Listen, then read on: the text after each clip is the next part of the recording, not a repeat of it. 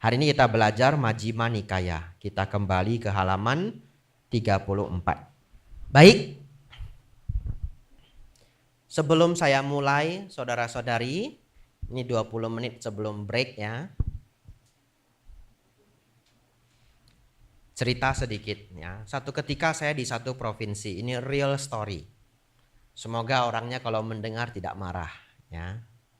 Satu ketika saya di satu provinsi, yang membantu saya itu satu keluarga. Ya, satu keluarga ini sepanjang beberapa hari mereka membantu saya. Apa maksudnya membantu? Saya dijemput dari airport ya, mereka yang memastikan makan pagi, makan siang ya dan sebagainya. Dan selama beberapa hari saya dibantu oleh keluarga ini. Saya melihat keluarga ini sangat harmonis. Ya. At least apa yang saya lihat. Ya, at least apa yang saya lihat sangat harmonis. Anak-anaknya juga semuanya sangat bagus ya. Anaknya sekolahnya juga baik, kerja juga baik ya. Waktu itu saya di rumah mereka untuk makan siang, juga pernah ke rumah mereka pada malam hari. Anaknya pulang begitu santun, ada biku yang sedang duduk. Dia pulang dari olahraga, dia sapa saya pada saat itu. Dan tidak hanya menyapa, sebagai anak muda menurut saya itu sudah polite banget. Dia setelah menyapa saya, dia duduk berbincang dengan saya beberapa waktu. Baru naik ke atas untuk mandi, padahal dia baru pulang dari olahraga. Dan saya cukup kagum dengan karakter itu. Betul ya? Ya, biasanya orang pulang dari olahraga kan keringatan, say hello, kemudian mandi gitu. Ya, jadi saya lihat keluarga ini sangat baik. Everything is very good ya. Satu ketika saya diantar oleh kepala keluarga, sang ayah di mobil. Dan di belakang mobil itu full satu keluarga komplit. Termasuk juga ada grandma. Komplit ya. Di perjalanan tiba-tiba bapak ini bilang begini, Bante, dari semua ajaran Sang Buddha, yang paling penting itu kan Manggala Sutta ya Bante ya. Ya. Jadi kepala keluarga ini beneran seneng banget Manggala Sutta. Dan bagi dia ya, menjadi umat Buddha itu pokoknya jalani 5 sila, praktek sesuai Manggala Sutta, selesai. Yang lain itu tambahan menurut dia.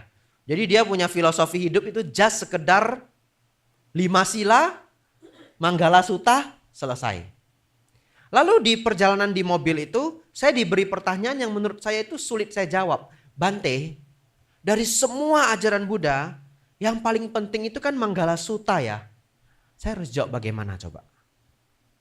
Kalau saya jawab iya, kan enggak juga. Jadi apa ini semua? Betul ya? Sang Buddha masih mengajarkan topik-topik yang lain. Manggala Sutta itu hanya sedikit di antara ajaran lainnya. Tapi kalau saya menjawab tidak, itu satu keluarga di belakang semua. Nah, mungkin kalau saya jawab, enggak Pak, bukan Manggala Sutta, mobilnya langsung berhenti. Bante silakan jalan kaki. Jadi tiba-tiba diberi pertanyaan seperti itu, saya jawab dengan wise ya. Saya jawab begini, iya Pak. Di antara semua ajaran Sang Buddha, Manggala Sutta adalah salah satu yang paling penting. Gitu ya. Ya, salah satu. Nah, jadi pulang dari tempat itu, saya mulai merenung. Apa benar ya? Yang paling penting Manggala Sutta. Betul ya? Apakah benar Manggala Sutta itu sepenting itu? Setelah itu saya baca pelan-pelan. Itulah yang akan kita kerjakan siang hari ini. Ya, kita akan baca ini pelan-pelan sambil seperti punya PR. Benar enggak kalau ini sangat penting? Ya, mari kita baca.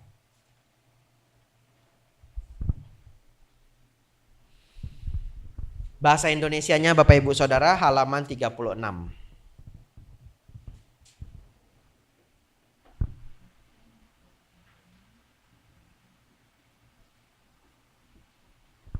Demikianlah telah saya dengar. Kenapa ada ungkapan demikianlah telah saya dengar? Karena ajaran ini dihafal setelah Sang Buddha wafat, dan sebelum Sang Buddha wafat juga sudah dihafal. Hanya pengulangan ini dilakukan oleh Bante Ananda sembari dicek oleh ratusan biku lainnya. Artinya mereka ingin mengecek apa yang mereka hafal itu apakah sudah selaras atau tidak, disebut sebagai dharma atau bukan. Jadi keungkapan demikian telah saya dengar adalah ungkapan Bante Ananda, ya. Dalam bahasa Pali disebut Ewang Me Sutang. Pada suatu ketika Sang Bagawa. Sang Bagawa ini artinya Sang Buddha, nama lain dari Sang Buddha. Bagawa artinya the fortunate one, ya, yang beruntung, ya, the fortunate one. Satu ketika Sang Bagawa berdiam di Jetawana, arama milik hartawan Anatha Pindika di dekat kota Sawati. Saudara-saudari semua, kota Sawati ini sampai hari ini masih ada. Kalau saya tidak keliru, ini dimasukkan sebagai kota yang dijaga oleh UNESCO sebagai kota tertua di dunia.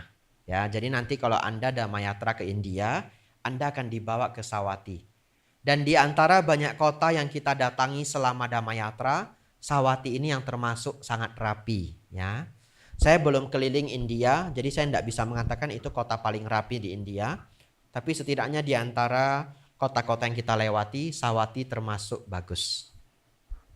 Anatha Pindika ini siapa, Bante? Anatha Pindika ini orang sangat kaya di zaman Sang Buddha, konglomerat, ya. Dan ini bukan nama aslinya. Ini just a nickname. Ya. Anatha artinya tanpa rumah.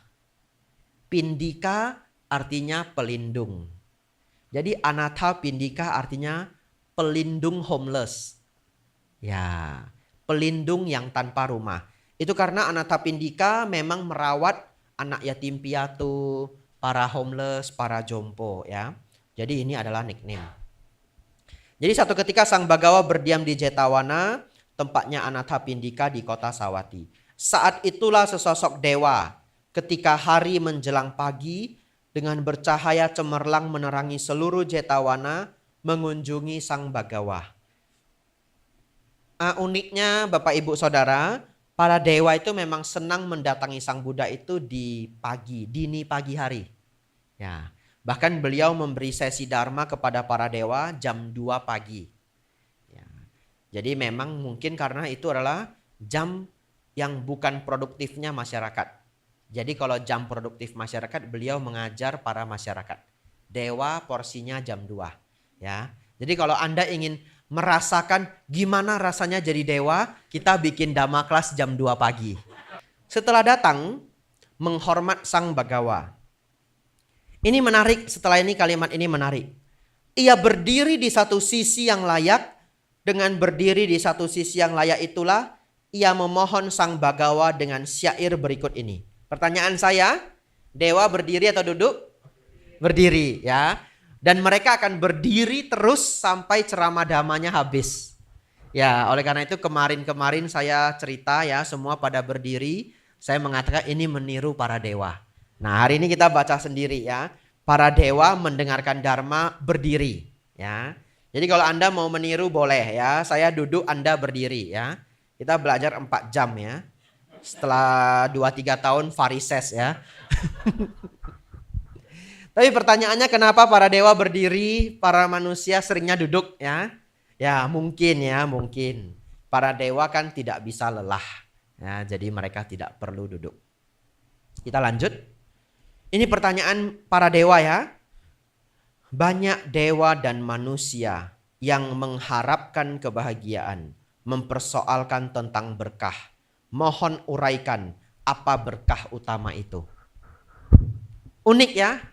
Padahal kalau kita sembayang ke kelenteng, sembayang ke para dewa, kita minta berkah enggak? Minta. Sekarang para dewa juga bingung. Berkah itu sebenarnya bagaimana sih disebut berkah? Apa maksudnya bingung? Begini. Kita sebagai manusia juga menerjemahkan berkah itu berbeda-beda. Ada yang menganggap sejenis hewan, sejenis binatang itu membawa berkah. Contoh pada zamannya ikan lohan, betul ya? Wah, ikan lohan membawa keberuntungan. Dijual sampai puluhan juta. Di kota Medan ini real story. Pada saat ikan lohan lagi booming-boomingnya, ada seorang pengusaha oli ya. Dia saking senangnya dia jual mobilnya. Mobil Panther second. 60 juta uang dulu. Dia beliin ikan lohan. Bangga sekali. Dia cerita ke semua teman-temannya. Sampai papa saya cerita hal ini di rumah kami. Itu yang punya bengkel oli beli lohan 60 juta. Ganti sama mobil Panther. Apa yang terjadi? Minggu depan ikannya mati. Waduh, kasihan sekali ya. Ya itulah, hilang satu mobil Panther ya. Nah, orang bisa menganggap ikan lohan adalah berkah. Pada satu zaman yang membawa berkah batu aki. Betul ya? Di Indonesia dijual sampai mahal sekali. Pohon-pohon ada juga yang dianggap membawa berkah. Contohnya apa? Pohon uang. Nah, ini belakang saya katanya pohon uang ya. Nah, kalau saya nggak dikasih tahu saya pikir daun ubi ini. Daun singkong ya. Tapi mirip betul ya. Jangan-jangan ini daun singkong ini. Di Amerika jadi pohon uang. Ya. Baik, ternyata hal-hal seperti itu tidak hanya dipercayai para manusia, juga para dewa. Sehingga mereka itu, ya para dewa juga punya makna berkah tersendiri. Ya, maksudnya seperti itu. Jadi mereka juga bingung, ya berkah itu apa gitu. Datang ke Sang Buddha. Ya, di mana di alam manusia kita juga bingung. Setiap culture itu menerjemahkan berkah berbeda-beda. Ada yang lebih ekstrim lagi. Kalau Anda menganggap kucing hitam itu membawa sial, di Jepang kucing hitam itu dianggap membawa keberuntungan. Ayo. Sailor Moon kucingnya hitam ya. Di Indonesia ada loh hewan yang dianggap bawa rezeki. Apa salah satunya? Tokek. Tokek. Kenapa? Alasannya mungkin ya. Karena suaranya toke. Biar jadi toke semua. Betul ya? Ya nanti amati. Di sini ada tokek enggak? Enggak ada ya. Jarang ya. Enggak pernah lihat ya? Florida. Ya. I see. Hilang semua. Iya, saya juga enggak lihat cicak ya. Di sini ada cicak enggak? Oh, nyamuk juga kenapa enggak ada ya? Banyak. Oh, tapi dia nggak masuk ke sini ya. Syukur dah ya. Ya, saya belum digigit nyamuk selama di New York. Beneran. I see. Berarti saya harus sembunyi ya. Ya. Dan saya sudah survei loh tokek di Indonesia. Paling besar yang saya temukan itu di kota Malang. Nomor 2 besar Mendut, Magelang. Lebih kecil ukurannya Bali. Tokek di Bali yang saya temui lebih kecil. Paling kecil yang saya temui ada di Medan. Orang Medan belum pernah lihat tokek yang sesungguhnya. Beneran. Beneran Anda belum pernah lihat tokek yang sesungguhnya. Anda harus pergi ke Magelang. Dan Anda tidak akan percaya apa yang saya sampaikan. Kenapa? Karena satu ketika adik saya orang Medan Tulen datang ke Mendut dan dia bertemu tokek. Dan dia terkejut. Dia bilang apa? Itu bukan tokek Bante, itu sudah seperti dinosaurus katanya. Karena kita melihat tokek di kota Medan itu begini. Ya, cuma lebih besar sedikit dari cicak, lalu warnanya sedikit gelap. Betul ya? Kalau Anda ke kota Malang seperti yang saya temui, tokeknya segini. Ya, ini saya belum hitung ekornya. Iya, ekornya kan panjang banget ya. Kalau sama ekornya begini. Ya. Apa? Iya, sudah seperti kadal. Dan itu tokek. Silakan cek di Google ya. Ya, kalau yang di Mendut itu segini. Ya, ini belum ekornya ya. Ini belum ekornya. Ya. Ini seperti udang. Ya, udang. Ada udang jenisnya tiger ya. Ya. Tiger prawn itu ya karena dulu ayah saya usahanya farm ya. Ya. Udang itu ukurannya mungkin segini, umur 4 bulan. Tapi Anda juga boleh bilang ke teman Anda, ini biasa guyonan papa saya, udangnya sudah seberapa besar? Segini katanya. Tahu kenapa? Sama kumisnya. Ya, itu kan bagian dari udang, betul ya? Ya, sama kumisnya ya segini ya. Tapi kalau udangnya tok segini ya, tiger prawn ya. Baik. Akhirnya inilah jawaban yang diberikan Sang Buddha. Sebelum menjawab karena waktunya sudah mendekati jam 2, kita break ya. Ya, kita break sebentar lalu kita habiskan pelajaran ini. Baik, kita lanjutkan ya. Ini menarik sekali sesi kita hari ini. Karena kita membahas apa yang sangat berharga. Ini jawaban Sang Buddha ya. Tak bergaul dengan orang-orang dungu. Bergaul dengan para bijaksanawan. Halaman 36 ya. Tak bergaul dengan orang-orang dungu, bergaul dengan para bijaksanawan dan memuja yang patut dipuja. Itulah berkah utama. Ya, jadi 3 nasihat utama. Pertama Sang Buddha, jangan bergaul sama orang yang membawa pengaruh negatif. Ya. Dungu secara dharma artinya 1, tidak merawat sila. Ya, atau kita bisa menerjemahkannya hari ini orang tidak bermoral. Ya. Nomor 2, tidak dermawan. Itu ciri-ciri orang dungu ya.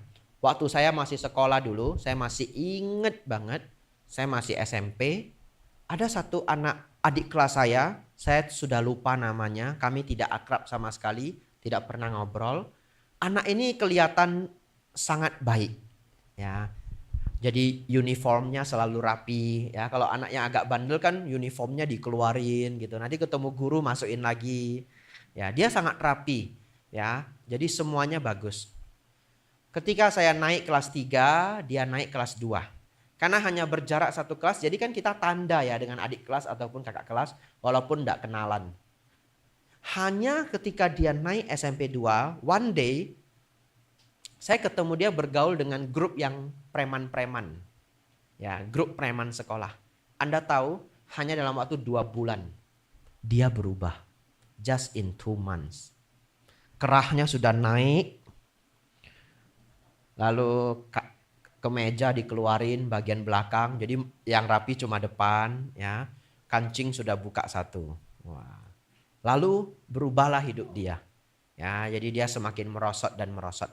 Ketika saya bekerja pertama kali, sama. Saya fresh graduate, saya langsung bekerja di bidang farmasi. Karena dulu saya memang ingin sekali belajar bisnis farmasi. Ya, jadi itu saya targetin gitu. Nah, juga sama. Ada satu anak fresh graduate baru tamat sekolah, jadi marketing di dunia farmasi, salah bergaul. Hanya dalam waktu 4 bulan. Tidak terlalu lama. Ya, 4 bulan saja dia bekerja. Dan mungkin dia banyak bergaul itu 2 bulan terakhir sama sudah mulai rusak ya. Rusaknya itu bagaimana? Kalau di Indonesia fatal banget. Kalau di Bali atau di Amerika saya pikir wajar ya. Ya, mulai tatoan. Ya, kalau di sini tato ya tidak langsung kita asosiasikan bad begitu ya. Tapi kalau di Indonesia lebih berat efeknya karena hampir semua orang tua tidak mengizinkan anaknya bertato kalau di Indonesia. Dia cepat sekali dia sudah bertato, kemudian saya dengar ya, akhirnya dekat dengan drugs. Just in 4 months. Ya. Jadi bergaul dengan orang-orang dungu itu efeknya cepat banget. Ya, oleh karena itu Sang Buddha meminta kita jangan bergaul dengan orang dungu. Even yang sudah berumur ya. Ya, saya pernah dengar juga cerita orang yang sudah umur 50-an baru hidupnya rusak ya. Bergaul dengan orang bijaksana, Bapak Ibu Saudara, memuja yang patut dipuja. Itulah berkah utama. Saya pikir ini sangat benar ya. Kalau kita memuja sesuatu yang salah juga bisa membawa pada kehancuran ya. Seperti kisah saya yang kemarin-kemarin, seorang anak yang membunuh ibunya sendiri karena ikut aliran atau ajaran Lucifer. Ya, real story. Ya, jadi dia memuja apa yang tidak seharusnya dipuja. Kita lanjut. bertempat tinggal di tempat yang sesuai, memiliki timbunan kebajikan di masa lampau, dan membimbing diri dengan benar. Itulah berkah utama. Saya lanjut satu paragraf lagi, lalu saya ingin sharing sesuatu yang menarik mengenai bertempat tinggal di tempat sesuai ya. Tapi saya ingin sharing yang selanjutnya. Karena yang selanjutnya ini saya senang banget ya. Ini kalau anak muda umur 18, umur 20 memahami ini, hidupnya akan menjadi sangat baik ya. Berpengetahuan luas, berketerampilan, terlatih baik dalam tata susila, dan bertutur kata dengan baik. Itulah berkah utama. 4 kalimat ini, 4 kata atau 4 grup nasihat ini benar-benar life changing kalau seseorang menjalaninya. Kenapa? Kalau anak umur 18 tahun, umur 20 tahun, dia mau melatih 4 ini. Wow. Berpengetahuan luas. Ya, artinya ketika dia bekerja ataupun sekolah, dia belajar dengan sepenuh hati semua hal yang penting. Kita masuk ke satu company, kita bisa mempelajari semua yang ada di company itu. Ya, bekerja hanya bekerja, sangat berbeda dengan bekerja tapi ingin belajar. Ya, dulu saya bekerja di perusahaan farmasi, saya benar-benar belajar dari shift. Satpamnya berapa shift aja saya pelajari. Ya, saking passionnya saya. Karena pada saat itu saya berpikir, pada awal-awal saya bekerja itu belum ada kepikiran menjadi biku. Ya, kepikiran menjadi biku itu sepertinya sekitar 8 bulan setelah saya bekerja. Ya, baru muncul keinginan menjadi biku, dan keinginan menjadi biku itu berjalan 4 tahun sebelum saya memutuskan menjadi biku. Jadi prosesnya itu tidak spontan. Ya, 4 tahun. Jadi awal-awal saya bekerja, saya benar-benar mempelajari pergudangan di kantor seperti apa, itu saya pelajari semua sistemnya, perfakturan seperti apa, di marketing seperti apa, bagaimana bos kami itu tidak sering datang ke kantor, perusahaannya cukup besar. Bagaimana cara dia memanage karyawannya sehingga saling menjaga. Oh, dia membuat 3 pangkat yang sama kuatnya. Ya, jadi manajer pembelian dan penjualan, manajer keuangan, dan manajer faktoris. Ya, di tempat kami namanya faktoris, saya juga nggak tahu kenapa disebut faktoris. 3 ini punya kekuatan yang sama. Jadi mereka saling menjaga. Oh, begitu cara dia menyusun hierarki. Nah, semua. Terus kalau malam satpamnya cuma 2. Saya terkejut. Jadi gudang sebesar itu satpamnya cuma 2. Aneh ya? Bagaimana menjaga gudang sebesar itu? Anjing Rottweiler 20 ekor. Ya, itu yang dia gunakan. Ya, dan Rottweilernya itu sudah diajari setiap areal gitu. Ya, jadi lepas mereka sudah punya areal favorit. Ya, mungkin ditaruh makanannya di situ. Ya, jadi 20 ekor anjing, 2 orang satpam. Ya. Terus ya saya berpikir, apa bedanya pengetahuan luas dengan berketerampilan ya? Keterampilan itu skill ya. Ya, keterampilan itu skill. Tata susila itu attitude ya, bertutur kata dengan baik itu ya, bisa berbicara dengan baik. Saya pikir siapapun yang menguasai 4 ini tidak kesulitan mencari nafkah ya, tidak kesulitan mencari nafkah. Baik, sebelum kita lanjut poin selanjutnya, kita stop dulu. Saya ingin membahas bertempat tinggal di tempat yang sesuai. Tidak 100% berhubungan dengan syair ini. Tapi karena ini sebenarnya cerita yang ingin saya ceritakan minggu lalu. Tapi nggak ketemu momennya, jadi saya skip. Begini, para biku itu kan makannya dengan cara disokong oleh umat. Ya. Bagaimana agama Buddha itu bisa mengembara? Bagaimana agama Buddha itu bisa menyebar? Salah satunya agama Buddha itu bisa menyebar karena ada cara makan yang kita sebut pindapata. Sehingga para biku itu mau berkelana kemanapun tidak perlu memikirkan makannya gimana ya. Ya, biku itu hanya perlu membawa bowl. Tadi pagi saya diberitahu ya, ternyata kadang-kadang ada pindah patah di Union Square. Ya, di Union Square ya. Berarti kalau satu ketika tidak ada yang datang membawa makanan, saya bawa bowl. Saya pergi ke Union Square gitu ya. Ya, akan ada orang Thailand yang berdana makan. Ya, jadi kalau biku itu mendapatkan tempat tinggal yang sesuai, maka tidak khawatir dengan 4 kebutuhan pokok. Makanan, obat-obatan, jubah dan tempat tinggal. Ya, seperti saya datang ke sini sama sekali tidak khawatir ya. Tapi bagaimana kalau tempatnya tidak sesuai? Ya, disinilah ada tantangan tersendiri. Karena begini, tadi kan saya mengatakan karena ada cara makan pindah patah, para biku bisa berkelana. Coba kita bayangkan, agama Buddha kan dulu di India. Itu menyebar loh, naik sampai ke Tiongkok, Tibet, Korea, Jepang, turun ke bawah. Myanmar, Thailand, Kamboja, Laos, Indonesia. Betul? Itu kan bikunya jalan kaki. Dan karena bisa pindah patah, tidak perlu mengkhawatirkan makanan. Pertanyaannya, bagaimana kalau biku itu hadir di tempat yang belum ada Buddhism? Siapa yang dana makan? Betul ya? Nah, itu challenge-nya. Inilah terjadi real story pada seorang biku yaitu Bante Dhamaudo. Ya. Bante Dhamaudo dulu beliau pernah menjadi biksu Mahayana di Amerika. Ya, kemudian pulang ke Malaysia karena merasa tidak pas. Lalu menjadi biku di Malaysia beberapa waktu, kemudian dianjurkan untuk pergi ke Thailand saja.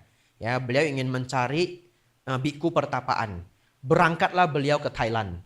Ya, di Thailand juga sepertinya 2 tempat. Ya, beliau belajar di 2 tempat. Salah satunya adalah Wat Pananachat, tempatnya Achan Chah. Dan di sana punya library yang sangat bagus. Jadi tanpa guru pun beliau bisa belajar dari buku-buku yang bagus. Beliau 9 tahun berada di Thailand. Setelah 9 tahun, karena beliau menjadi biku di umur 40-an, biku Theravada di umur 40-an, tambah 9 tahun kan sudah cukup umur ya, sudah senior. Beliau berpikir bahwa Dharma harusnya juga beliau share ke tempat beliau lahir, yaitu ke Malaysia. Pulanglah beliau ke Malaysia, daerah Perak, daerah sekitar Penang ya, dari Penang beberapa jam. Tiba di sana, beliau tinggal di goa. Tidak ada monastery, tidak ada wihara. Tidak hanya tinggal di goa, beliau bahkan minum airnya itu menampung tetesan air yang jatuh dari salah satu tempat di gua tersebut. Walaupun pada akhirnya ada seorang kakek-kakek tidak dikenal yang melarang bantenya untuk minum air goa itu. Ya, karena kamu jangan minum air goa itu, nanti ginjalmu rusak. Karena mineralnya tinggi ya. Jadi akhirnya kakek itu setiap hari, padahal kakek itu tidak kenal Bante ini, membawakan sedrigen air. Ya. Lalu bagaimana beliau makan? Setiap hari beliau bawa bowl, pergi pindah patah ke pasar. Mari kita dengarkan ceritanya ketika beliau bertempat tinggal di tempat yang belum sesuai. Ya, beliau ambil bowl, lalu beliau pergi ke pasar. Begitu beliau turun ke pasar, orang pasar tidak ngerti. Mereka mengatakan ini orang suku dari mana? Apa arti orang suku? Orang pedalaman yang masih tinggal di hutan ya, di Indonesia juga masih ada beberapa suku ya, di Malaysia juga ada. Jadi mereka malah menganggap bantenya itu orang suku. Ya ini orang suku dari mana? Lalu bawa bowl, beliau pindah patah dari titik poin awal jalan sepanjang pasar sampai titik akhir. Di sini ada pasar enggak? Pasar apa yang paling terkenal? Apa? Union Square itu pasar ya? Oh. Pasar dadaan. Oh. Apa namanya? Farmers Market. Kalau komunitas orang Thailand ada? Di sini enggak ada ya? Supermarket. Jadi saya pindah patah ke supermarket.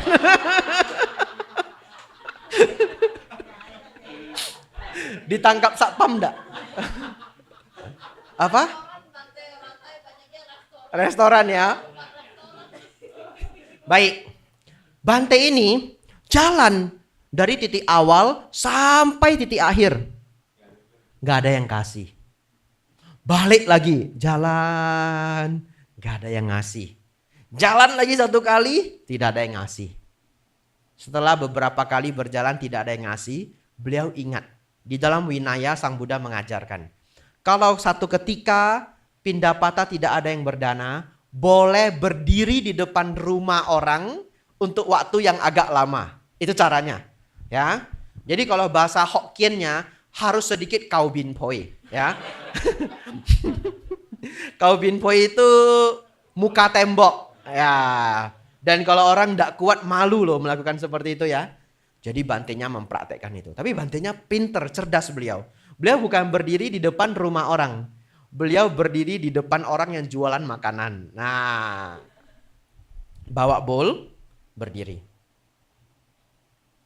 Lalu orangnya yang jual makanan itu dia mau apa berdiri di depan. Ya. Terus salah satu karyawannya memberikan uang. Ya, pikirnya itu adalah beggar. Ya. Datang membawa uang. Apa yang terjadi? Ketika orang itu mendekat dan membawa uang, beliaunya diam. Tidak merespon. Diam aja. Bowl itu kan ada tutupnya ya. Nah, tutup, diam aja. Terus orangnya balik.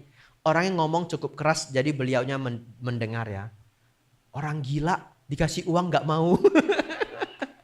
Ya, berarti kalau orang dikasih uang gak mau namanya orang gila ya. Karena semua orang dikasih uang ya mau ya. Kasih uang gak mau. Orang gila katanya. Terus beliaunya gak mau pergi. Berdiri diam ini. Sampai sudah cukup lama namanya orang pasti risih ya. Dia mau apa? Dia mau apa? Akhirnya ada satu yang kreatif. Datang membawa kue. Ketika yang membawa kue mendekat, bowlnya terbuka. Sret. Lalu diberikanlah kue.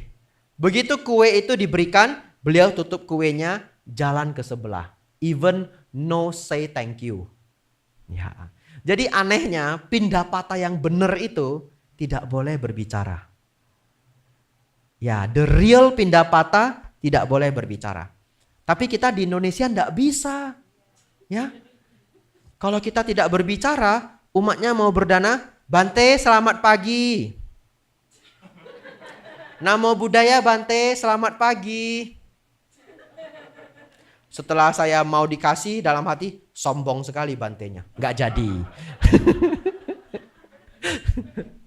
Betul ya? Jadi di Indonesia sulit mempraktekkan itu. Jadi kita sambil Pindapata pasti umat menyapa ya. Selamat pagi Bante, selamat pagi. Ya kita menyapa. Padahal the real Pindapata tidak mengucapkan satu kata apapun. Jadi tidak say thank you, dia jalan ke samping ya. Sangat seperti orang aneh. Ya, diberi kue tidak say thank you. Jalan ke sebelah. Di toko sebelah beliau diam lagi. Tahu apa yang terjadi? Toko yang pertama teriak, dia mau kue gitu. Ya, akhirnya toko yang kedua kasih kue. Toko ketiga kasih kue, 4 kue, 5 kue, kue 1 mangkok itu kue. Beliau pulang makan di goa. Ya. 1 minggu beliau Pindapata, 1 minggu makan kue. Ya. Sebentar lagi diabetes beliau. Ya. Akhirnya setelah 1 minggu ada anak muda yang naik ke atas nyari beliaunya, main ke goa. Namanya orang penasaran ya, setiap orang ini ada orang jalan minta kue, dikasih uang nggak mau, pakaiannya aneh gitu. Akhirnya setelah 1 minggu ada anak muda naik ke atas, bertanya-tanya ke beliau. Disitulah beliau mengungkapkan, oh saya murid Sang Buddha, belajar Buddhism, authentic, original Buddhism. Ya. Lalu beliau ceritakan, mereka ngobrol cukup lama, mungkin 1 jam atau seberapa lama tidak tahu. Sebegitu anak mudanya itu mau pulang atau orang tersebut mau pulang, Bantenya cepat-cepat berpesan, kalau Pindapata ndak harus ngasih kue. Ya, jualnya apa, kasihnya apa. Ya, jadi kan tidak membebani ya. Yang jual kue tiaw kasih kue tiaw, jual nasi lemak kasih nasi lemak. Ya, tidak membebani, sedikit juga boleh, 1 sendok cukup. Besoknya dapat nasi lemak ya. Ya, itulah contoh cerita bertempat tinggal di tempat yang sesuai ya. Saudara-saudari tahu apa yang terjadi? Bante Dhamaudo memulai dari nol, benar-benar dari nol, berjuang seperti itu. Akhirnya wihara beliau menjadi sangat legend di Malaysia sampai hari ini. Disebut Wihara Buddha Gautama. Ya, murid-murid beliau datang dari seluruh dunia. Beliau salah satu biku yang sangat ahli di bidang sutta. Ya, mungkin mirip Ajahn Brahm, pergi ke Perth, memulai Buddhism di saat Buddhism sangat kecil ya. Saya mendengar kalau saya tidak salah di Perth itu Buddhism itu 0,1% menjadi 1% atau 10%. Nanti Anda cek di Google ya. Tapi peningkatannya sangat luar biasa. Itu berkat hadirnya Ajahn Brahm. Baik, kita lanjutkan. Selanjutnya jangan lupa ya, di sini semua ada 38 berkah. Semuanya adalah berkah. Membantu ayah dan ibu, menunjang anak dan istri, bekerja dengan sungguh-sungguh, itulah berkah utama. Berdana, melakukan kebajikan, menyokong sanak saudara, dan tidak melakukan pekerjaan tercela, itulah berkah utama. Menjauhi, menghindari perbuatan buruk, menahan diri dari minuman keras, dan tak lengah melaksanakan dhamma. Itulah berkah utama. Saudara-saudari, nanti ini semua totalnya 38. Ya. Walaupun kita sudah sering membaca Manggala Sutta, saya tetap menyarankan ya mungkin sebulan sekali, 2 minggu sekali ya. Anda boleh baca lagi ini semua. Kenapa? Karena mempraktekkan semua 38 ini saya pikir sulit menjadi sempurna secara instan. Setiap kali kita membaca mungkin ada bagian yang belum lengkap di dalam diri kita. Ya, jadi bagian mana yang kita belum lengkap, nanti Anda boleh berjuang untuk melengkapinya. Contoh paragraf berikutnya. Ini paragraf favorit saya. Jadi ada beberapa paragraf yang saya favorit banget. Salah satunya paragraf ini. Menghargai, berendah hati, merasa puas dengan yang dimiliki, ingat budi baik orang, dan mendengarkan dhamma pada waktu yang sesuai. Itulah berkah utama. Ya, jadi tolong kita tidak lupa ya. Kita menghargai apa yang sudah kita miliki. Banyak kesuksesan, jangan lupa untuk terus berendah hati. Kemudian merasa puas dengan yang dimiliki. Di Indonesia kita sangat jarang mendengar ajaran Sang Buddha mengenai bersyukur. Padahal di agama lain bersyukur ini sangat favorit. Topik yang sangat favorit. Sebenarnya bukan tidak ada ajaran bersyukur. Hanya bahasanya di dalam Dhamma kita menggunakan bahasa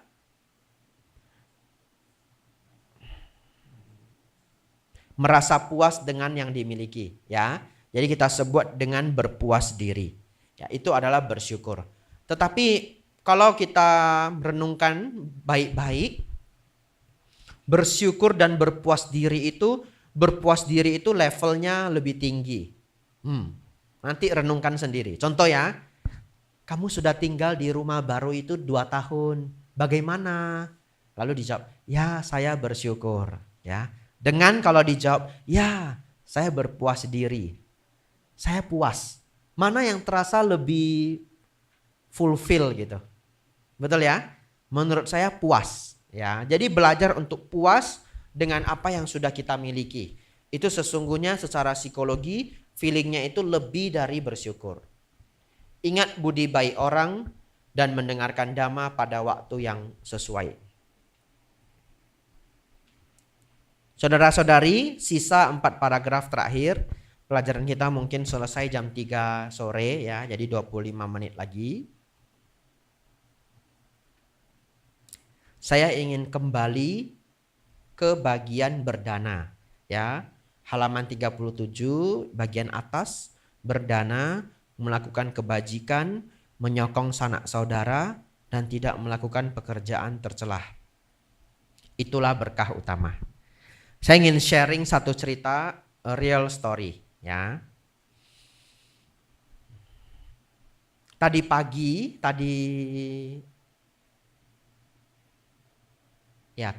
atau tadi siang saya cerita mengenai kesaktian ya. Ya, tadi siang ya. Ya, saya bercerita mengenai kesaktian. Ada alasannya.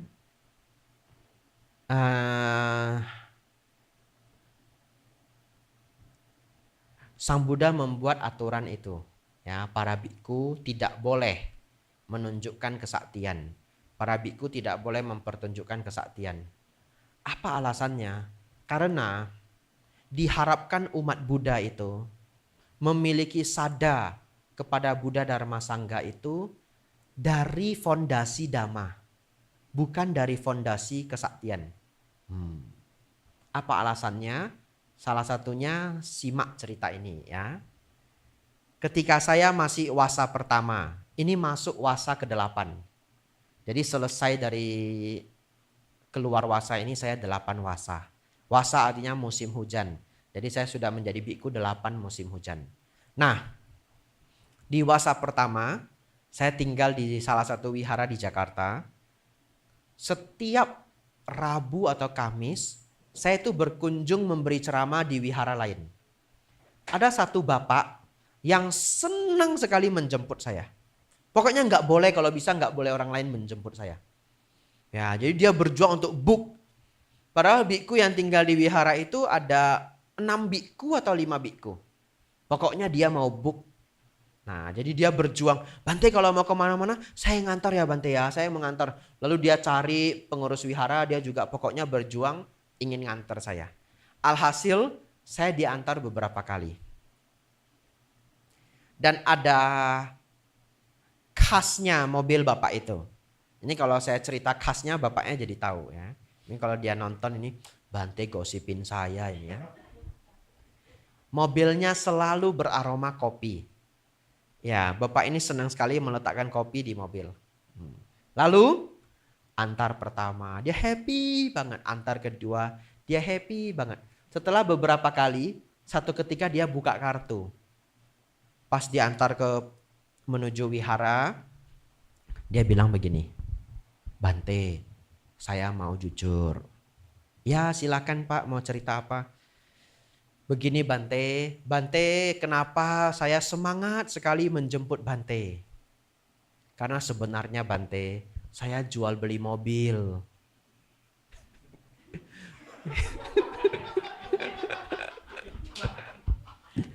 Setiap kali saya jemput Bante ke wihara, mobilnya terjual tidak lebih dari seminggu. Mobil itu yang untuk jemput saya. Tidak lebih dari seminggu laris.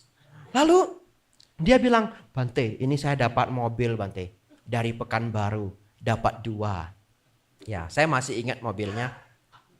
Panther apa namanya ya? Ya saya lupa namanya, tapi Panther yang model baru. Ya sekarang Panther sudah nggak keluar kalau nggak salah. Jadi itu model terakhir. Ya sekarang dari Isuzu hanya keluar MU-X untuk di Indonesia. MU-X itu yang setara Fortuner. Yang di bawahnya kalau saya tidak keliru stop penjualan. Ya jadi dulu masih ada Panther yang levelnya sepantaran dengan Innova kalau saya tidak keliru ya. Ya model yang itu. Ya dia jemput saya dengan itu. Jadi dia bilang, Bante sudah beberapa kali jemput Bante. Mobilnya semua keluar Bante. Ini mobil ini Bante 2-3 hari keluar ini. Wah dia dengan begitu percaya diri. Ya saya ikut senang ya. Ya sadu semoga bahagia. Lalu saya tiba di wihara. Saya memberi ceramah lalu pulang. Ternyata kenapa bapak itu mengungkapkan kalau sesungguhnya dia senang menjemput saya karena mobilnya jadi laris. Anda tahu kenapa?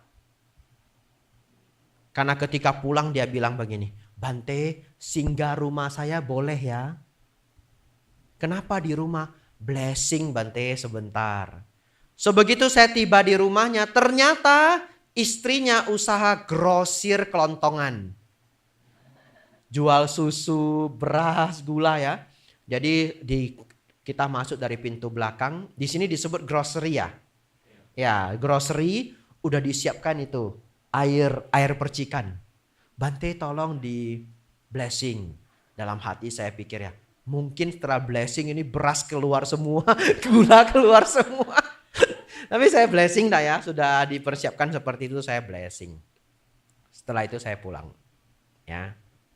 Tapi saya selalu tidak berharap bahwa keyakinan dari umat terhadap para biku datang dari hal seperti itu. Anda tahu kenapa? Karena terlalu rentan. Kalau satu hari tiba-tiba dia jemput saya 3 kali, 4 kali, mobilnya nggak laris. Betul ya? Wah, berarti dia bisa kehilangan keyakinan. Ya, padahal Buddha Dharma itu jauh melebihi, value-nya itu jauh melebihi sekadar larisnya jualan kita. Ya, dan larisnya jualan kita itu bergantung juga pada satu, perjuangan kita. 2, kepiawaian kita. Yang ketiga, karma kehidupan lampau. Betul ya? Karma masa lampau. Lampau itu tidak harus kehidupan lampau. 10 tahun yang lalu juga lampau. Ya, jadi saya selalu berharap keyakinan umat Buddha itu dibangun dari wisdom, panya.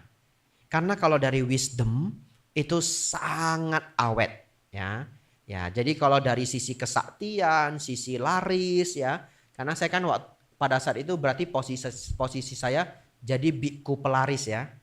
Ya, itu sangat rentan ya. Nah, kalau misalkan membawa berkah ya, umat merasa setelah dana ke para bante, jualan jadi lancar, masalah jadi hilang. Ya itu menurut saya bonus ya. Tapi letakkanlah keyakinan kita pada kebijaksanaan Sang Buddha. Ya, anicca, pemahaman dukkha, anatta ya. Bagi yang belum maksud, apa sih kebijaksanaan Sang Buddha? Ya, selama saya berwasa di sini nanti ikuti pelajaran kita. Karena kita masih punya banyak sekali waktu. Pelan-pelan kita akan lebih melihat, oh ini ya yang dimaksud kebijaksanaan Sang Buddha. Ya, baik kita lanjutkan.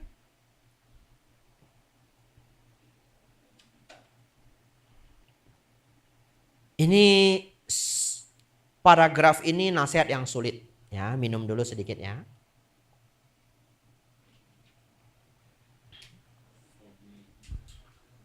Bagian ini adalah nasihat yang sulit ya.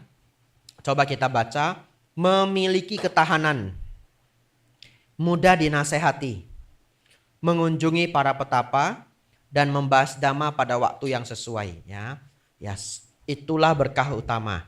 Saudara-saudari sudah melakukan 2 poin dari 4 poin ini. Ya. Anda mengunjungi biku hari ini, datang ke wihara.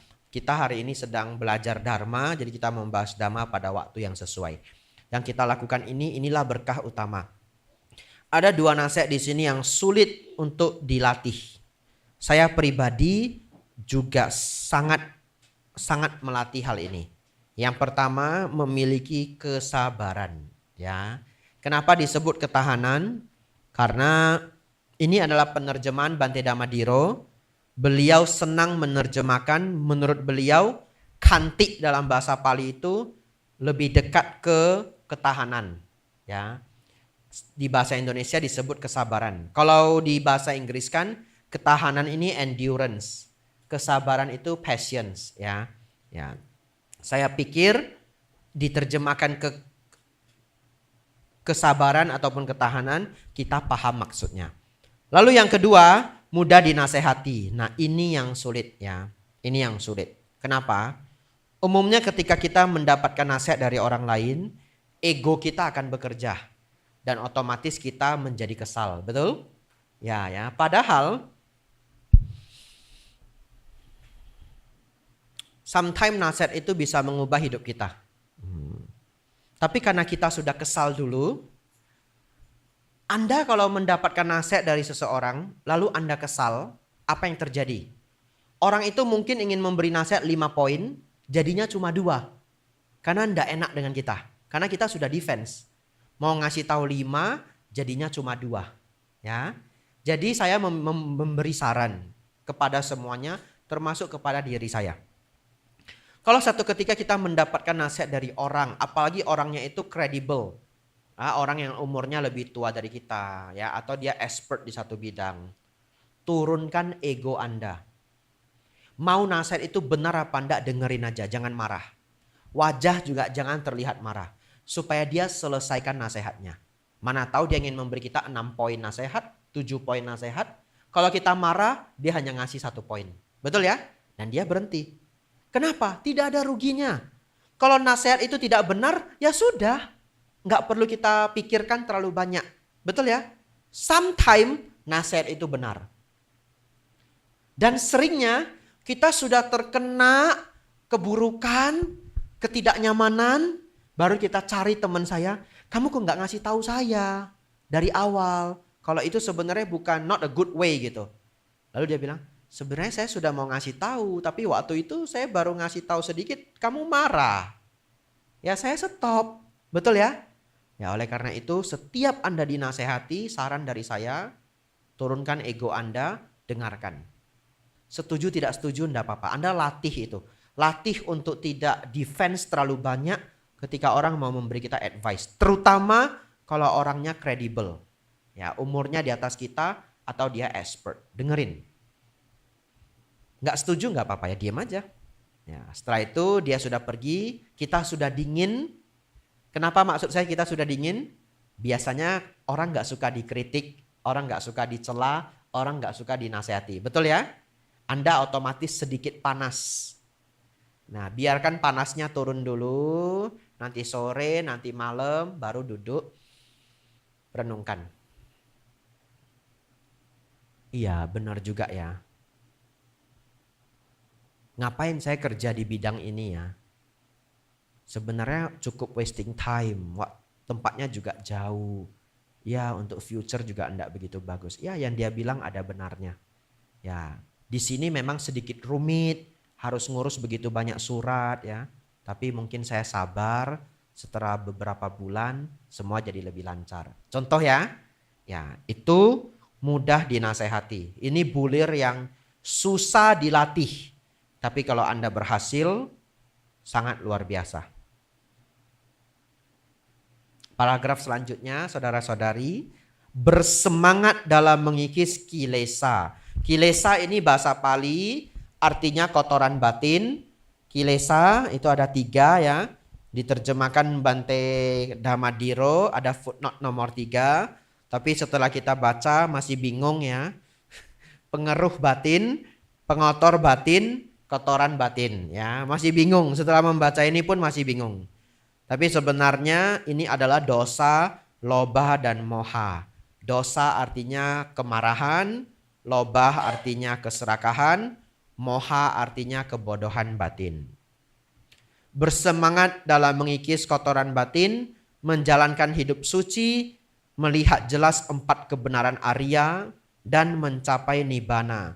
Itulah berkah utama. Ya, ini mulai tugas para bikku, para samana. Ya. Belakang juga tugas para samana, tapi mari kita baca. Meski disinggung oleh hal-hal duniawi, batin tak tergoyahkan. Tiada sedih tanpa noda dan penuh tentram. Itulah berkah utama. Setelah melaksanakan hal-hal seperti itu, para dewa dan manusia tidak terkalahkan dimanapun. Mencapai kebahagiaan dimanapun berada. Inilah berkah utama bagi para dewa dan manusia. Ya, selamat ya, Anda sudah menyelesaikan pelajaran Manggala Sutta. Sang Buddha memberitahu kita 38 berkah. Dan bahkan pertanyaan ini adalah pertanyaan yang beliau jawab kepada seorang dewa. Ya. Tetapi walaupun jawaban ini untuk para dewa, tetapi sangat relate. Ya, beliau memberi jawaban yang general ya, termasuk bisa dipraktekkan para manusia. Baik, ada yang ingin bertanya? Poin yang lain. Ya, saya sudah renungkan. Karena itu yang paling merusak. di antara semuanya. Karena begitu kita bergaul dengan orang bijaksana ini yang akan mengantarkan kita ke poin yang lain. Dan begitu kita salah bergaul, satu teman yang buruk juga lah yang mengajak kita ke poin-poin negasi. Artinya yang bukan 38 poin ini. Atau sebaliknya dari 38 poin ini. Kita bisa lihat kok. Kalau kita bergaul salah ya, kita bisa mulai untuk diajak minum minuman keras, ya, diajak prostitusi misalkan ya. Kadang-kadang orang bahkan menjadi kriminal ya karena salah berteman, salah bergaul ya. Kita bertemu teman yang buruk ya, kita mungkin ingin berdana, dia malah mengatakan, "Ngapain lu kasih orang yang nggak mau bekerja seperti itu habisin uang kamu." Ya, jadi pelan-pelan satu teman yang buruk bisa mengantar pada kehancuran dari berkah-berkah ini. Dan satu teman yang baik bisa mengubah hidup kita. Ya, satu teman yang baik bisa mengubah hidup kita. Ini real story. Ya, ya terima kasih ya pertanyaannya Ko Ari. Lalu kita bisa melihat juga, ya baik, saya kembali ke tadi, lalu nanti Ko Frankie ya, ada pertanyaan tadi. Kita kan tadi memulai dengan keluarga yang berfilosofi bahwa dari semua ajaran Buddha yang paling penting adalah Manggala Sutta. Setelah saya kaji ini pelan-pelan, ternyata Bapak itu benar. Kenapa saya sebut benar? Karena Sang Buddha akhirnya mendaratkan ajaran beliau pada mencapai Nibbana. Bukankah mencapai Nibbana artinya semua sudah selesai? Ya, artinya kalau kita mengatakan mempraktekkan Manggala Sutta itu adalah yang paling penting, ucapan itu tidak keliru. Hanya semua yang ada di Manggala Sutta ini seperti halnya kurikulum. Kalau kita mau mencapai Nibbana ya kita juga harus belajar jalan mulia berunsur 8 ya. Tapi itu juga ada di 4 kebenaran mulia. Nah, melihat jelas 4 kebenaran mulia ini juga memerlukan pelajaran-pelajaran lainnya. Ya, kita perlu belajar anicca dukkha anatta, memahami meditasi samatha dan sebagainya. Tetapi Manggala Sutta ini seperti halnya kurikulum. Inilah yang perlu kita kerjakan. Dan ini komplit banget. Begitu ya? Ya, jadi untung saya menjawab bapaknya benar ya. Iya Pak, dari semua ajaran Sang Buddha, Manggala Sutta salah satu yang paling penting. Ya. Kalau saya menjawab pertanyaan ini, maka itu sama dengan saya memberi dhamma kelas mengenai meditasi. Ya, dan itu adalah besok. Ya, rencana saya besok saya akan membahas basic meditasi. Ya, bahkan untuk mereka yang belum pernah bermeditasi sebelumnya, ya boleh hadir besok. Kita bahas basic meditasi yang paling basic ya. Dan setelah memahami ini, mengenai kemarahan tadi itu sudah ada di dalamnya. Ya. Dan itu sepertinya akan menghabiskan waktu 1 jam. Jadi cukup pas untuk kegiatan besok. Ya. Besok hari Minggu biasanya yang datang juga banyak anak-anak. Ya, saya pikir untuk pelajaran yang sedikit lebih berat mungkin akan saya letakkan di Sabtu. Yang Minggu lebih general. Karena Minggu nanti lebih banyak anak-anak, kasihan mereka menunggu terlalu lama mungkin bosen ya.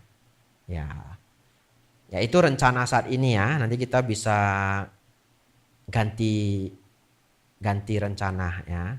Ya. Besok kita belajar mengenai meditasi. Dari pertanyaan Ko Frankie tadi, kita akan belajar untuk menjinakkan awal pikiran dan keberlanjutan pikiran. Ya, disebut Vitakka dan Wicara. Ya. Ya, itu topik kita besok. Jadi pikiran kita itu tidak pernah berhenti bicara. Ya, pikiran kita tidak pernah berhenti bicara. Ada 2 hal di dalam pikiran kita. Satu, obrolan hati. Yang kedua adalah gambaran pikiran. Ya, bagaimana menenangkan ini. Nah, jadi dari praktek besok kita akan belajar meditasi nafas. Dari praktek meditasi nafas ini, dalam daily life itu sangat berharga untuk mengurangi kemarahan. Baik, sebenarnya saya ingin membahas ya. Tapi karena saya tidak menghafal lengkap ya, daripada saya menjawabnya tidak lengkap atau saya takut ada yang keliru, saya cek dulu, nanti saya beri jawabannya besok. Ya, ya. Kayak nggak ada apapun yang terjadi.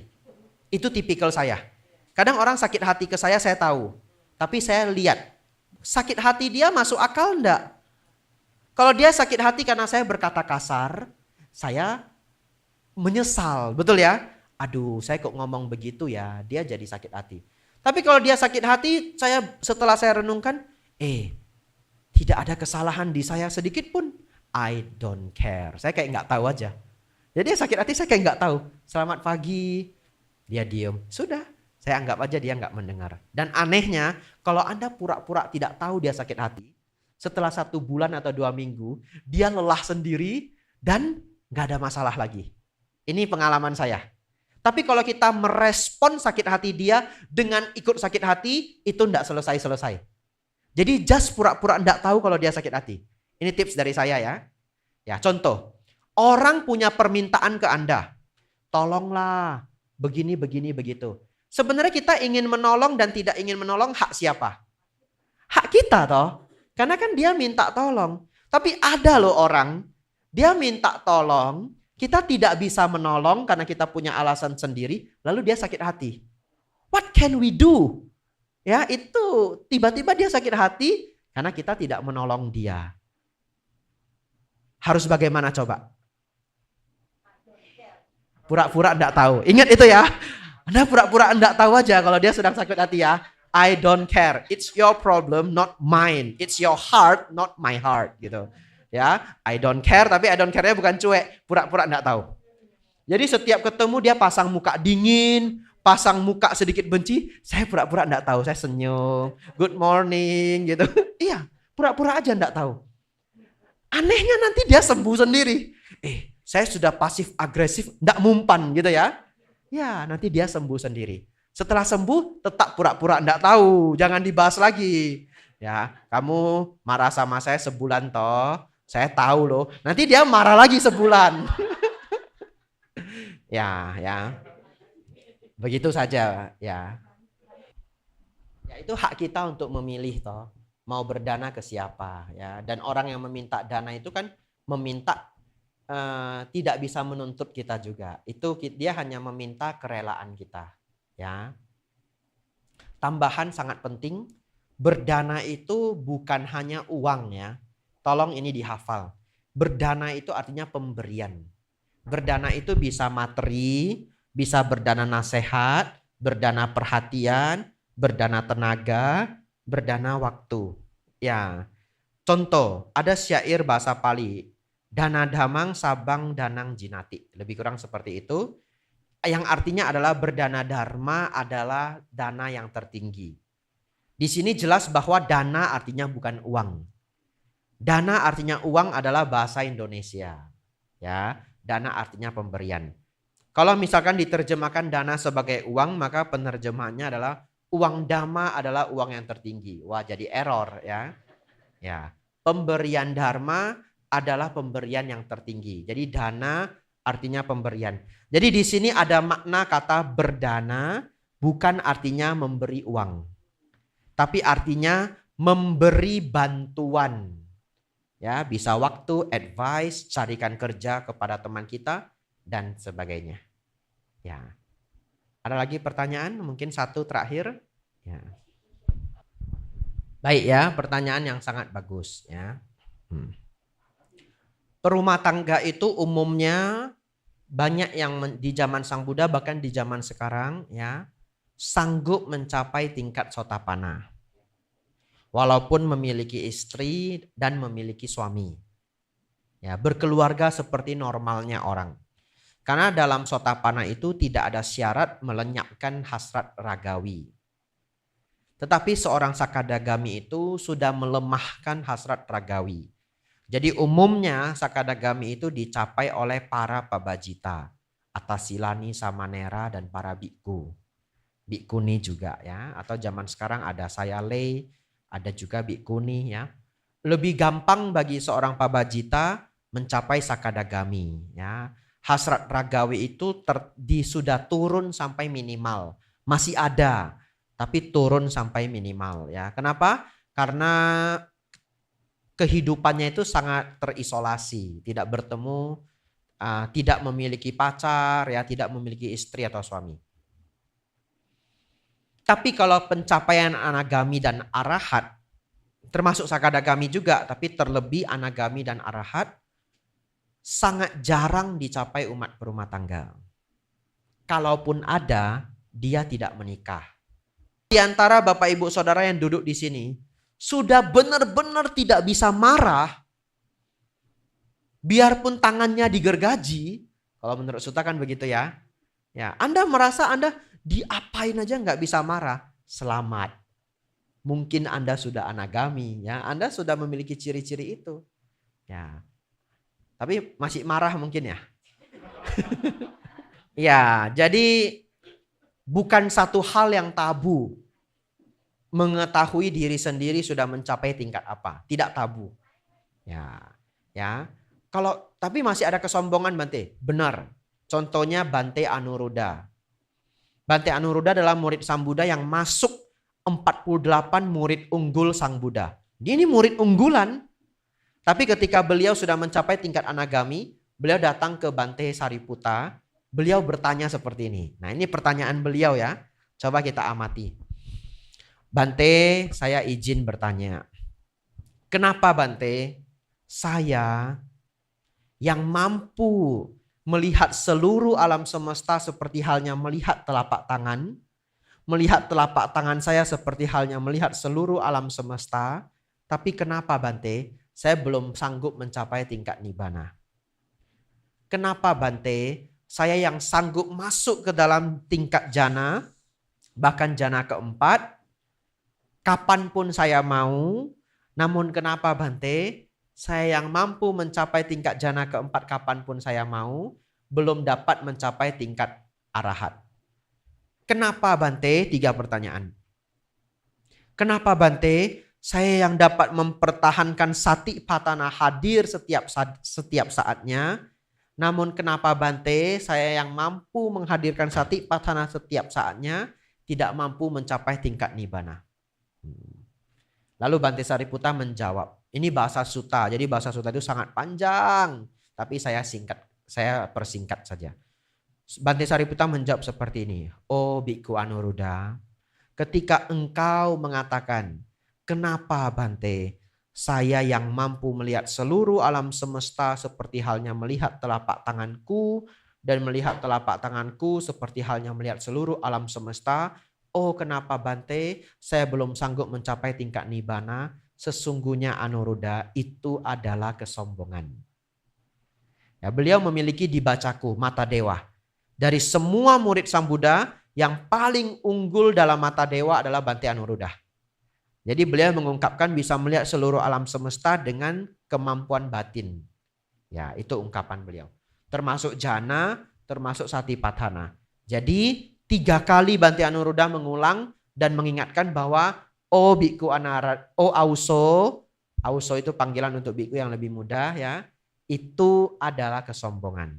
Setelah 3 kali diingatkan bahwa itu adalah kesombongan, beliau menjadi sadar, beliau kembali berlatih untuk melenyapkan kesombongan. Setelah itu beliau mencapai arahat. Tentu kata setelah itu ya ada jeda waktunya ya. Seperti kita baca novel ya. Setelah dia dicela kemudian dia sakit hati. Lalu dia diet, dia menjadi kurus. Enak aja ya. Tidak bisa. Kalau sotapananya otentik itu nggak bisa mundur. Karena sotapana itu adalah wisdom. Ya, jadi kalau yang didengar itu teorinya keliru. Ya, teorinya keliru. Ya, begini. Setelah kita tahu api itu panas, itu kan wisdom ya, knowledge ya. Bisa nggak lupa api itu panas? Atau bisa nggak tiba-tiba kita jadi error gitu, api itu dingin? Nggak bisa. Knowledge is a knowledge, wisdom is a wisdom.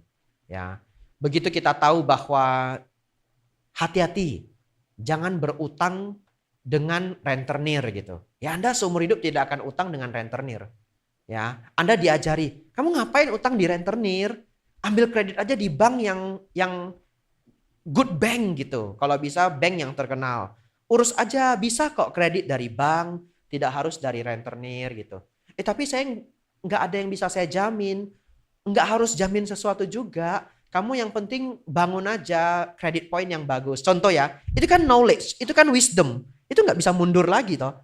Kita nggak bisa tiba-tiba jadi, saya lupa ya, good bank, what is good bank? Lalu pinjam duit sama rentenir. When you know something is good, you always know something is good. Gitu. Jadi Sotapana itu tahu bahwa tidak ada upacara dan ritual apapun yang dapat menyucikan diri. Ya, bahwa diri ini sesungguhnya dia memahami bahwa tubuh ini bukanlah diriku yang sebenarnya. Kalau kita meninggal akan ada kelahiran lagi, ya. Lalu sesungguhnya tidak ada bagian dari diri ini yang bisa saya atur, tidak ada bagian dari diri ini yang kekal. Itu semua adalah knowledge dan wisdom yang begitu kita sudah tahu, ya kita nggak bisa jadi lupa gitu. Ya jadi, ya Sotapana itu hanya punya satu syarat kalau kita bercerita moral. Seorang Sotapana tidak mungkin membunuh manusia. Ya, itu yang ada di dalam sutta. Tapi membunuh nyamuk mungkin masih. Ya. Ya, jadi Sotapana itu masih memungkinkan melakukan kesalahan-kesalahan kecil. Ya, itu standar Sotapana. Kalau standar Anagami tidak ada lagi kemarahan. Beneran lenyap total selama-lamanya dan nggak bisa balik lagi. Ya.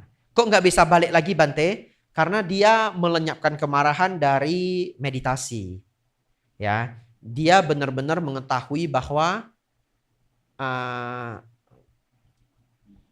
kebahagiaan batiniah itu full di dalam kontrol saya. Lebih kurang begitu ya. Kita menjadi marah itu kan karena kebahagiaan kita direnggut. Itu karena kita tidak bisa memproduksi kebahagiaan batin kita sendiri. Kebahagiaan kita itu kadang masih dikontrol oleh faktor luar. Seorang Anagami itu menembus tingkatan jana. Dia happy by his own demand gitu. Jadi joy on demand, happy on demand gitu. Jadi dia create his own happiness inside himself gitu. Dan dia tidak lagi takut kebahagiaan itu diintervensi oleh apapun. Ini lebih kurang ya bahasa masyarakat ya. Kalau kita pakai bahasa Dhamma nanti detail banget. Jadi seseorang yang mencapai Anagami itu menikmati kebahagiaan dari batiniahnya. Di saat itu dia tidak peduli lagi dengan hal-hal duniawi. Mobil lecet, motor, rumah rusak itu tidak mengintervensi happiness dia. Kita marah karena happiness kita terintervensi gitu. Jadi ketika seseorang mencapai tingkatan di situ, tingkatan Anagami yang kita sebut kebahagiaan yang tinggi, ya dia melenyapkan kemarahan. Sang Buddha mengatakan bahwa sebelum seseorang mencapai tingkat kebahagiaan tinggi, dia tidak bisa meninggalkan kebahagiaan rendah. Kebahagiaan yang tinggi itu adalah kebahagiaan dari samadhi, meditasi. Kebahagiaan rendah adalah kebahagiaan yang kita capai di level duniawi. Jalan-jalan, makan enak ya. Nah, nonton drakor gitu ya. Berantem sama tetangga terus menang gitu. Puas banget gitu ya. Ya, semoga bisa dipahami Cia.